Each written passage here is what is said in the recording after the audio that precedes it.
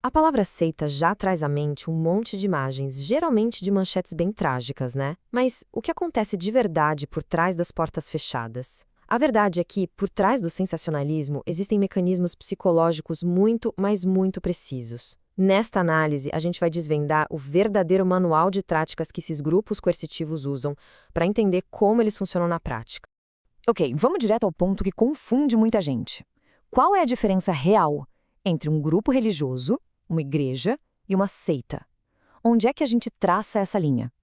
Intuitivamente, a gente sente que tem algo diferente ali, mas a sociologia nos dá as ferramentas para definir isso de um jeito bem claro.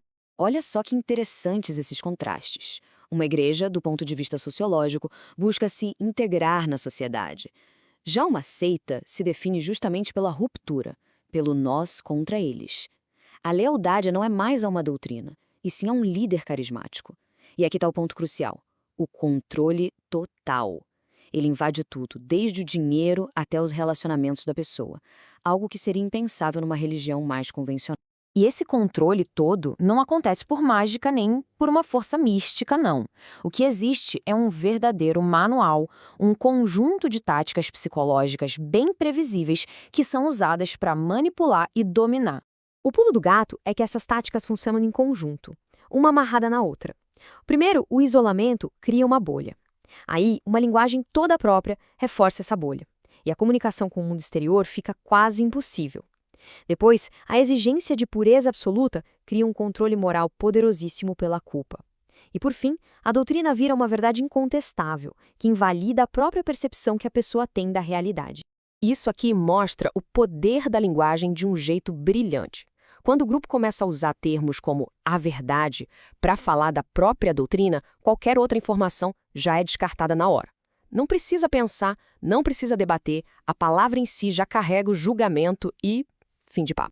O psicólogo Robert J. Lifton, que estudou a fundo essa coisa de reforma do pensamento, deu um nome para isso: clichês que encerram o pensamento.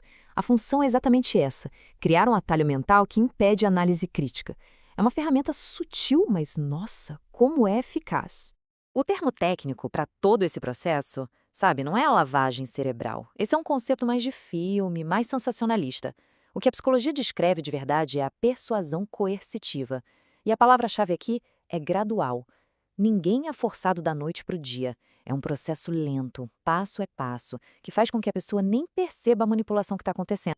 A psicóloga Margaret Singer descreveu isso como uma verdadeira reforma do pensamento. É um processo sistemático, quase uma linha de montagem, sabe? A pessoa é isolada, a identidade antiga dela é desconstruída, uma nova implantada, com recompensas e punições, e tudo isso dentro de um sistema de lógica que não aceita nenhuma crítica. É uma engenharia de comportamento projetada para quebrar a autonomia de alguém. Mas por que alguém entraria num grupo assim para começo de conversa? A resposta não está só nas táticas do grupo, mas nas necessidades humanas que eles sabem explorar como ninguém. É muito fácil cair no estereótipo e pensar que só gente fraca ou ingênua seria capturada. Só que os dados contam uma história bem diferente e bem surpreendente. 80%. De acordo com a Associação Ibero-Americana de Pesquisa do Abuso Psicológico, essa é a porcentagem de membros de seitas que têm formação técnica de nível superior. Estamos falando de médicos, advogados, gente com carreiras estabelecidas. Isso simplesmente destrói o mito de que inteligência ou educação servem de escudo. Então, a questão não é sobre fraqueza, e sim sobre vulnerabilidade. Qualquer pessoa pode passar por um momento difícil, perder o emprego, terminar um relacionamento, uma crise de identidade, e é exatamente nesses momentos que a promessa de uma comunidade, de um propósito, de respostas claras para tudo, se torna quase irresistível. E a porta de entrada, muitas vezes, é o que chamam de bombardeio de amor. O novo recruta é simplesmente inundado com atenção, carinho, elogios. Isso cria um gancho emocional poderosíssimo. A pessoa finalmente se sente vista, compreendida e especial.